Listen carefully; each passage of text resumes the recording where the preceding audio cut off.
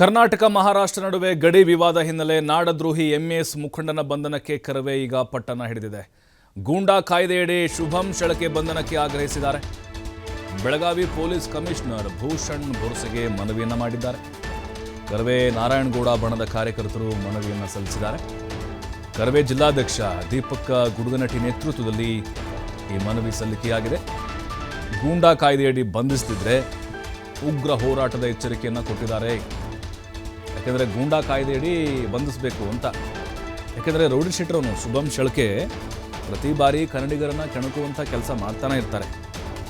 ಅಧಿವೇಶನ ಮೊನ್ನೆ ಆಯ್ತಲ್ಲ, ಆಗ ನಾವು ಕರಾಳ ದಿನ ಮಾಡ್ತೀವಿ, ಮಹಾಮೇಳವ್ ಮಾಡ್ತೀವಿ, ಕನ್ನಡ ರಾಜ್ಯೋತ್ಸವ ಇದ್ದಾಗ ಆಗಲೂ ಕೂಡ ನಾವು ಬ್ಲ್ಯಾಕ್ ಡೇ ಮಾಡ್ತೀವಿ ಅಂಥೇಳಿ ಅಲ್ಲಿ ಅಮಾಯಕ ಮರಾಠಿಗರನ್ನು ಕನ್ನಡಿಗರ ಮೇಲೆ ಎತ್ತಿ ಕಟ್ಟುವಂಥ ಕೆಲಸ ಈ ಶುಭಂ ಶೆಳಕೆ ಮಾಡ್ತಾ ಇದ್ದಾನೆ. ಎಂಎಸ್ನ ಪುಂಡ, ನಾಡದ್ರೋಹಿ.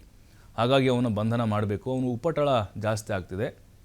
ಬಂಧನ ಮಾಡದೇ ಇದ್ದರೆ ಉಗ್ರ ಹೋರಾಟವನ್ನು ಮಾಡ್ತೀವಿ ಅಂತ ಕರ್ನಾಟಕ ರಕ್ಷಣಾ ವೇದಿಕೆಯ ನಾರಾಯಣಗೌಡ ಬಣದ ಕಾರ್ಯಕರ್ತರು ಎಚ್ಚರಿಕೆಯನ್ನು ಕೊಟ್ಟಿದ್ದಾರೆ. ಇನ್ನು ದೀಪಕ್ ಗುಡುನಟ್ಟಿದ್ದಾರಲ್ವ, ಅವರು ಕೂಡ ಈಗ ಮನವಿಯನ್ನು ಮಾಡಿದ್ದಾರೆ. ಕಮಿಷನರ್ವರೆಗೂ ಕೂಡ ಮನವಿಯನ್ನು ಸಲ್ಲಿಸಿದ್ದಾರೆ.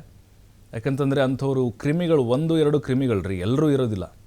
ಇಂಥವ್ರು ಇರೋದಕ್ಕೇ ಅಲ್ಲಿರುವಂಥ ಮರಾಠಿಗರು ಅವ್ರಿಗೆ ವಿಷಬೀಜವನ್ನು ಬಿತ್ತೋದು, ಭಾಷಾ ವಿಷಬೀಜವನ್ನು ಬಿತ್ತೋದು. ತಾರತಮ್ಯ, ಕನ್ನಡಿಗರು ಬೇರೆ, ಮರಾಠಿಗರು ಬೇರೆ, ನಮ್ಮದು ಮಹಾರಾಷ್ಟ್ರಕ್ಕೆ ಸೇರಿಸಬೇಕು, ಹೀಗೆ ಇವರೆಲ್ಲ ಸಭೆಗಳನ್ನು ಮಾಡಿ ಅವರೆಲ್ಲ ಮನಸ್ಸಲ್ಲಿ ತುಂಬಿ ಇದೆಲ್ಲವನ್ನು ಮಾಡಿ ಕನ್ನಡಿಗರನ್ನು ದೂಷಿಸುವಂಥ ಒಂದು ಪ್ರಯತ್ನ.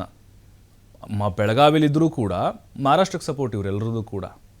ಹಾಗಾಗಿ ಈ ಶುಭಂ ಶೆಳಕೆ ಏನಿದಾನಲ್ವ, ಈತ ಹೊರಗಡೆ ಇದ್ದರೆ ಇನ್ನೂ ಕೂಡ ಇಂತಹ ಕೆಲಸಗಳು ಜಾಸ್ತಿ ಆಗುತ್ತೆ.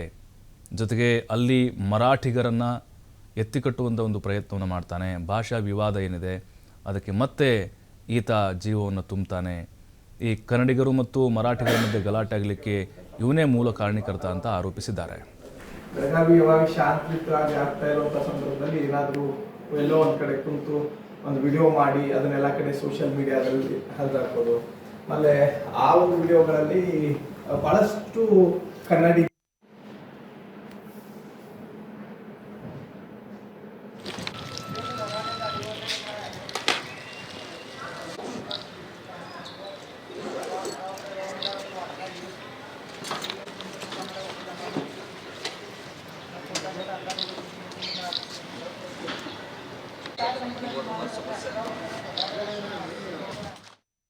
ಬೆಳಗಾವಿ ನಗರದೊಳಗಡೆ ಪದೇ ಪದೇ ಕನ್ನಡ ಮತ್ತು ಮರಾಠಿ ಭಾಷಿಕರ ಮಧ್ಯೆ ವಿಷಬೀಜ ಬಿತ್ತುವಂತಿರುವಂಥ ಇಲ್ಲಿಯ ನಾಡದ್ರೋಹಿ ಶುಭಂ ಶೆಳಕೆ ಅನ್ನುವಂಥವನು ಪದೇ ಪದೇ ಕೂಡ ಕನ್ನಡಿಗರನ್ನು ಕಾಲ್ಕೆದ್ರಿಗೆ ಜಗಳ ಬರ್ತಾ ಇದ್ದಾನೆ.